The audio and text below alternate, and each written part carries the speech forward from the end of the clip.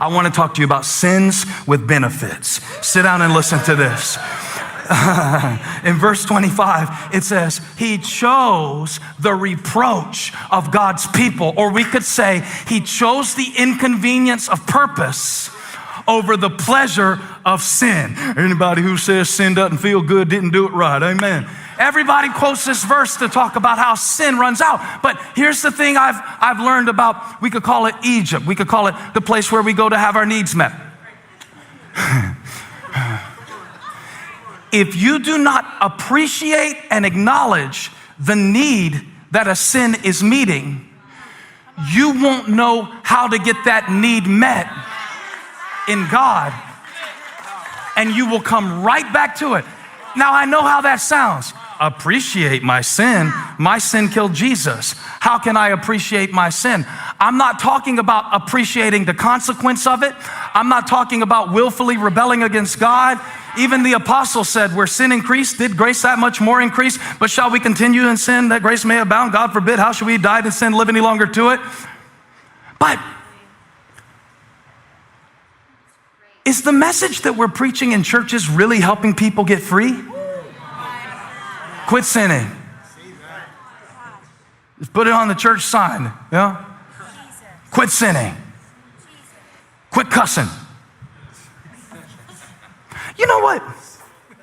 I would rather you keep cussing and not quit growing than thinking that the whole point of the Christian faith is behavior modification. I would rather you, now this may separate some of us, because some of us may be so addicted to the gospel message of quit sinning, quit sinning, quit sinning, quit. But today I want to talk to you about the sin of quitting. The sin of quitting. Did you know that quitting is a sin? I'm not telling you not to put your resume out. Maybe you do need another job. I'm not telling you to stay in an abusive relationship. That's foolish. I want you to be safe. But to quit on what God gave you to do and the deposit that he called you to guard is the greatest sin of all. And sometimes I've had to keep crying while refusing to quit. Sometimes I've had to keep wrestling. We have an epidemic in our world today. It is the epidemic of quitters. Quick quitters. There is no value in what is lasting. The priority is what is seen. So we will quit something to appear knowledgeable rather than staying and becoming wise.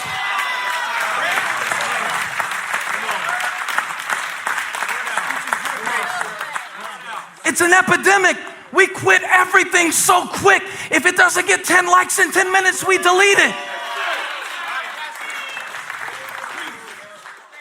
I'm too grown to give up that easy. The Bible said Moses was grown enough to know this is not who I am.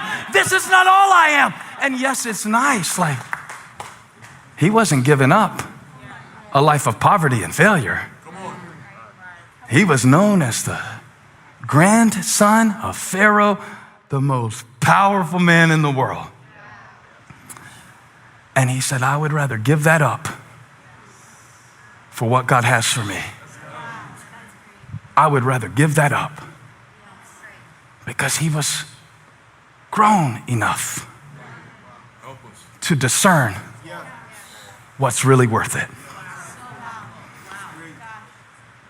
That's what Graham is saying. You tricked me out of my money before I was grown enough to do a cost-benefit analysis. So there's a contrast. Let's study this for a moment. The Lord's been dealing with me to teach a little deeper lately, so I'm going to try to do that. Is it 25? Give me 25. That's it. He didn't choose who he was born to. He didn't choose what he went through. Chose his response, and he focused on his reward because he knew that the pleasures of sin were fleeting. Next verse. disgrace for the sake of Christ was of greater value than the treasures of Egypt. We really believe that. The treasures of Egypt, the way that the world defines your worth, you know all about it. It's status oriented. It's all the visible stuff. It's all the external stuff. He chose something that he couldn't see because he saw something that others didn't. It said he persevered because he saw him who is invisible. So his values didn't come from something that was visible. Now, the more tempted that you are to quit, the greater the significance.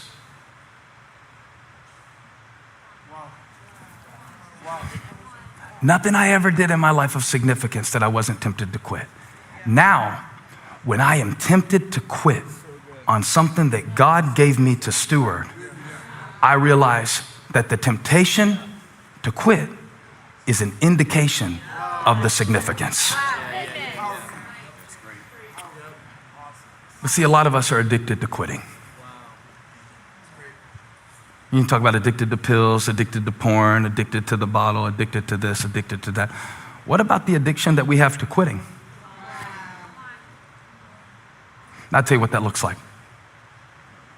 In my 20s, I was reflecting on this with Holly the other day. I had this almost like mafia mentality with people in my life. And the way I operated was, and this will sound really weird to some of the people who I've been friends with for almost all my life, because I am a loyal person. But I went through a stage where, in my immaturity, at the first sign of conflict, I would quit a friendship. That was a protective mechanism. I believe it was something that I saw modeled many times. I believe that some of that has to do with just, like how my dad grew up and you see things, and I do believe that's part of it. I also believe that I was immature.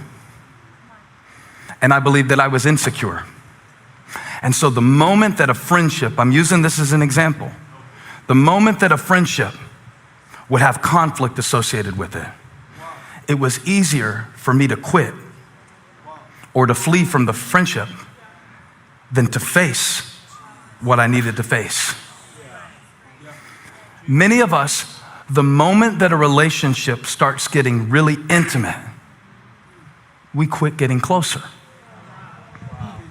And we will even design drama in order to be a defense mechanism from us really having to push past the surface and really let someone see us. I was too insecure and too immature to know that the richness of intimacy is worth the willingness to push past the insecurity. And God is changing me now because I'm growing. I'm growing. And the funniest thing about us is we celebrate so much when someone, quote unquote, steps out in faith to do something new. But I was thinking the other day, sometimes the reason that we're always stepping out to something new is because we don't want to stay and really change. And I know this sounds weird because the passage is about Moses leaving Egypt, but it is written to Hebrew Christians who have to stay in their faith. He is using the example of someone who left something that was not really true to them in order to encourage us to stay with what's really worthwhile. And when you're tempted to quit, here's what happens. You only see the benefit of quitting. Because the devil knows how to hide the price tag. That's how temptation operates. And we're not mature. We're not grown up. We're still, look at this in Hebrews chapter 5. I got to show you this. Hebrews chapter 5. Hebrews chapter 5. Because you can't quit. You can't quit. You can't quit. You can't quit. You can't quit. You can't quit. You can't quit because of this. Look what he says in verse 11. We have much to say about this, but it's hard to make it clear to you because you no longer try to understand. You quit trying to understand. The moment it doesn't make sense. Sometimes if we hear a sermon and it doesn't rhyme and they don't tell us exactly what to write down, we don't even listen anymore. He's frustrated about it. I'm not, but the writer of Hebrews was. You stop trying to understand. In fact, though, by this time you ought to be teachers. You need someone else to teach you the elementary truths of God's word all over again. He said it, I didn't. You need milk, not solid food. Anyone who lives on milk, still being an infant, is not acquainted with the teaching about righteousness. But solid food is for the mature, watch this, who by constant use have trained themselves to distinguish good from evil. Constant use. You can't quit every time it doesn't make sense. And for the love of Paul McCartney, you can't quit every time you don't understand something. I don't know why I said Paul McCartney. His name popped in my mind. And that was a deep connection. I didn't follow it. I didn't either. But listen to me. He's talking about Moses, the infant that God protected, and how God protected certain things in your life in an infant stage because he saw potential for this moment. Don't quit before you get to see it. He persevered, Moses did, because he saw something that was not apparent to the naked eye. The treasures of Egypt. The benefits of sin. I know it sounds bad, but certain sins meet certain needs. Don't you love to judge people? I love it. I'm just being honest with you. I love judging others. It is the greatest escape from having to reflect on myself. It is amazing. I do not recommend it because it's got a surcharge. The surcharge is shame. It's the hidden expense. Now watch what the devil will do. He'll try to get you, he'll tempt you with something, right? I'm not just talking about tempting you with something that you heard about in youth group. I'm talking about the temptation to quit. The temptation to stop short of all that Christ has for you. And in that moment when you're tempted to quit, he highlights the benefit and hides the expense. Because if you quit showing up, if you quit trying, here's what you can expect to experience. Relief. But relief is not freedom. We don't know the difference. We don't know the difference. So we run around quitting everything that would change us, running from everything that would revolutionize us, and resisting everything that God sends to grow us. It feels like freedom. But it's really just temporary relief. Sexual immorality is temporary relief with the price tag of permanent bondage.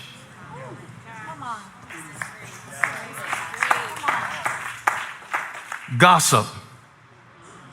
Oh, that was a quiet one right there. Did you hear all of the dryness in the atmosphere, the flowing of the amens just really ceased up?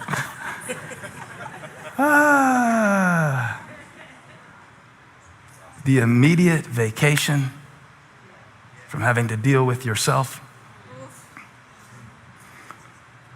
What Moses did, he had the ability, even though he didn't do it perfectly. Y'all, he murdered a man. And God called it faith. God does not frame our mistakes like we frame our mistakes. And the process of maturity is learning to get from your father what you used to get from Pharaoh.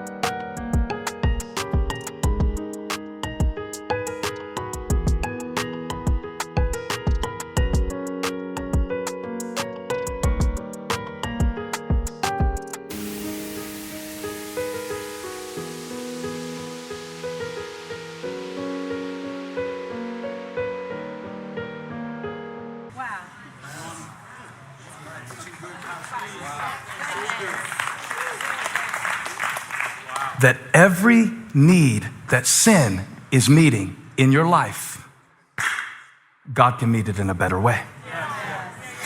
That every need that manipulation is meeting in your life, God can meet it in a better way. When we manipulate things, do it in our own strength, do it without praying about it, do it without caring about others, do it without considering the consequence, do it without being true to the integrity of who we are. When we manipulate something, we are trying to meet a need. The need is for us to be certain. Faith can meet that same need. Faith can be certain that no matter what the outcome is, all things are working together for my good. So I don't have to control anything. I can trust God in everything. And Moses chose, and you have a decision to make. Will I be identified with what I've known? Will I be known as where I came from? Or will I, in this moment of my life, in this seat, he was 40 when he got there, but you don't have to be 40. You can do it when you're 14. You might be 80, you can do it. If you make the decision in this moment, I will not be defined by my environment. I will not be defined by the events that happened to me.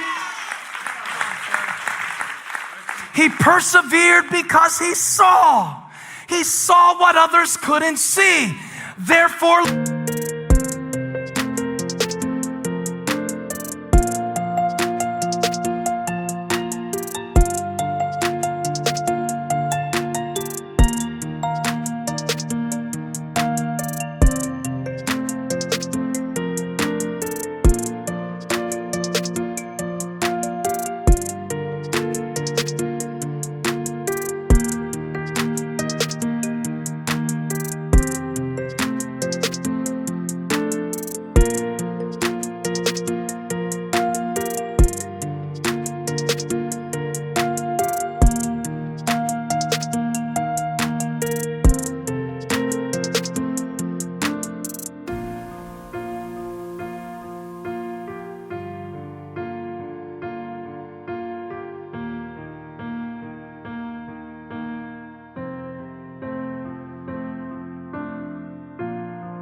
looking unto Jesus, who is the author and finisher of our faith, who despised the shame of the cross, but endured it for the joy set before him.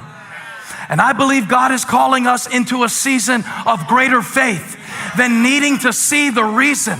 I believe God is calling us to deeper faith than giving up the first time it doesn't work out. I believe God is calling somebody that you cannot give up on yourself because he has not given up on you yet. Because even when he had to track down Moses in the wilderness 40 years later and bring him back to Egypt to deliver the people, before Moses chose God, God chose Moses. So I don't think you get to quit. You don't get to quit. It's not an option. The blood bought you. The grace of God called you. There's a hand of God on your life. His grip is stronger than yours.